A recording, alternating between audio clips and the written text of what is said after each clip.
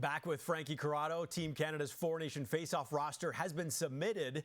The announcement of the team coming on Wednesday. Now, Zach Hyman, Frankie, he's on the bubble. Would you pick him if you were the GM? Now, Zach Hyman would still be on my team because I don't know. I've listened to everyone talk about this, but I might be the only person that doesn't tie Zach Hyman to Connor McDavid. Now, if you're relying on Zach Hyman to be a goal scorer for this team, that's just not realistic. There's players that do that better. But at the crux of Zach Hyman, what does he do better than a number of players who can be on this team? He skates, he forechecks, he's tough to play against, he's a heavy player. And that's why Zach Hyman would still be on my team, because if I had to put him in a third line checking role, I knew that he would do those things better than a lot of other players can. And you still have the potential for Zach Hyman to break out offensively. As long as he is healthy, Zach Hyman would be on my team because I don't think you have to tie him directly to Connor McDavid. There is a lot of other intangibles that he brings to the table, and he does those things better than some of the other players that you would put in those spots. All right, so if you're making the call, Hyman joins McDavid as Oilers forwards to make the team, but put your GM hat back on here. Would they be the only two, or would you take Evan Bouchard or Stuart Skinner as well? No, they would be the only two. I wouldn't have Evan Bouchard on my team. I wouldn't have Stuart Skinner on my team. Let's start with Stuart Skinner because that's easy enough.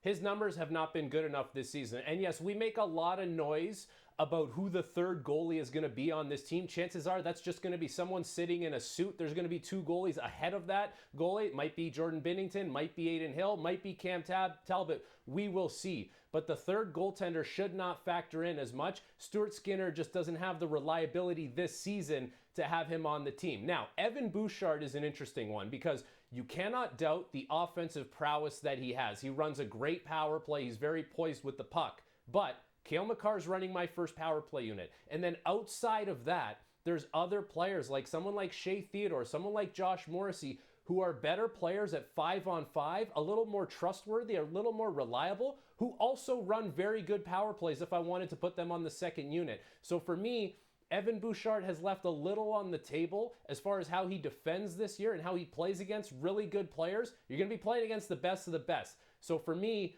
I would have Hyman, I would have McDavid, I wouldn't have Bouchard and Skinner on my team. All right, Canada remains the favorite for this tournament on FanDuel at plus 135. Do you think they deserve to be the favorites?